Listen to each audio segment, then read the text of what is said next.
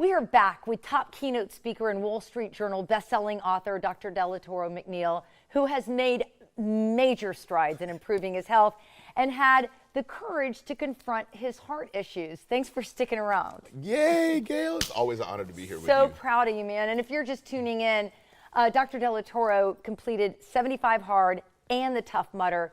Really tough challenges. He did 75 hard to train for the other. That's right. Both completed. And I didn't realize there was a health motivation behind this. Yes, ma'am.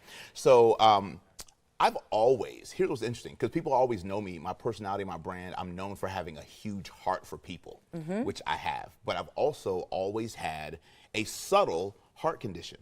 I was actually born with a heart murmur. Okay. And then years later, it kind of developed into an arrhythmia, which is basically a irregular heartbeat. Senior year in high school, I had to stop playing football because of that arrhythmia. Then it went away. Then years later, I started developing a lot of heart palpitations that I couldn't figure out what was going on. So I went to the doctor and they said, listen, we're going to put a heart monitor on you, study you for several days. And they diagnosed me about 8 years ago with something called SVT, Supraventricular Tachycardia, which is an electrical malfunction in the heart that basically allows the upper and lower chambers of your heart to beat almost at the same time. So Gayle, here's how that affected me. So it's not a fatal condition, but it's very sporadic, very random, and it's very scary. So basically, I could be sitting here right now. I'm not exerting any physical effort. I'm just talking to you. And my heart could go from 78 resting heartbeats per minute to 213 heartbeats per minute in a nanosecond. And it could stay like that for 2 minutes or 30 minutes. And it would feel like someone was sitting on my chest and they just wouldn't get up. Wow, that is scary. It's very scary. It interrupts your sleep. I can't tell you how many times I've been sleeping and I would catch an episode and it would wake me up out of my sleep. I would be sweating. I'd have to walk around my house, pray. I'd have to call my brother at 3 in the morning and say, hey, bro, I'm having an episode. And he would talk me through it. It's been something I've struggled with. And the reason why I struggled with it for 8 years and didn't say anything is because my cardiologist was like, let's try some holistic routes first.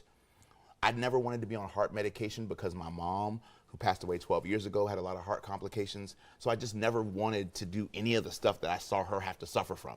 So I said, you know what, I'm just gonna live with it. Right.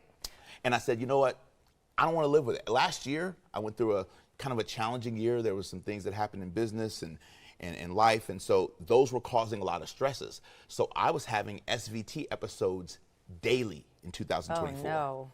And I said, I cannot live with this anymore. And it wasn't weight related. It was none of those things. Because even after I had lost the weight, I was still experiencing the episodes. So after— How common is this? It's very rare. Okay, it's very rare. all right. But a lot of people can go undiagnosed for years with this whole SVT thing. Right. And so I went back to my cardiologist. I said, man, this is getting really, really bad. I said, what should we do about it? He put me on another monitor for another 7 days.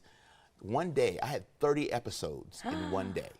30 episodes. Unbelievable. In one singular day. And I said, man, I can't do this anymore. I said, I have to get the ablation procedure. Because I'd never had any other kind of procedure. I've had one colonoscopy my whole life. I'm 47. Right. So I've never had any major surgeries or medical anything. Right. So I didn't really want to start. Yeah, I don't blame you. I mean, if you don't have to, but right. yeah. But I knew it was necessary. Again, my goal was to age backwards. My goal is to be in the best, most optimal shape of my life, which means I had to confront this procedure. So did the procedure help? The procedure was fantastic. I went down to Orlando Health right there in downtown St. Pete, and literally they went in through the groin, like my upper thigh area, and they went up to the heart. They ablated, which means to burn, that electrical thing that was causing the malfunction. Boom. I went into the operating room, Gayle. This is so crazy. I went in the operating room and I told them before they put me under anesthesia, I said, I'm Optimus Prime and you guys are my Autobots. I love that. I love that. What'd they say? They were like, yes, I love that. That's awesome. They were amazing. My doctor, Dr. Koch, was fantastic. A surgeon. He went in, did what he had to do, came right back out. I was under twilight anesthesia. I didn't have to do the full-blown anesthesia, which was a blessing. And it was a great, great experience. In and out in one day. I had about a week and a half of recovery. And I'm so glad I did it. I haven't had any major episodes or anything like that ever since. And I'm so glad. But I realized, Gayle, that fear— Yeah, when you and I talk about this That's right. a lot. Fear kind of kept me from— had I known that it was going to be like this, I would have probably opted to have this procedure probably 6 years ago. I wouldn't have lived with it for so long. So one of the reasons why I'm starting to publicly talk about it is I want to help people have the courage to confront whatever their health challenges are and deal with them so you don't live with them. Yeah, and I think too, persistency pays off, because sometimes navigating, it sounds like you had a great medical team behind you, but for some of us, navigating the medical system is not that easy. Right. And you're trying to figure out what's wrong with you, and you don't get diagnosed or you get brushed off. Keep at it, because that feeling of being better, there's nothing like it. You can't describe it. I feel like I have a new lease on life, which is so awesome. And I've already done so much, but I'm like, man, this is just the beginning. Because now I don't have to deal with the palpitations anymore, the episodes, the issues, the challenges. And watch this, with a heart condition, still became a Wall Street Journal USA Today bestseller. Yes. Still got on the Today Show 8 times and I'm a regular contributor. Still became a Hall of Fame speaker. So what's the lesson there? Don't let whatever your limitations are stop you.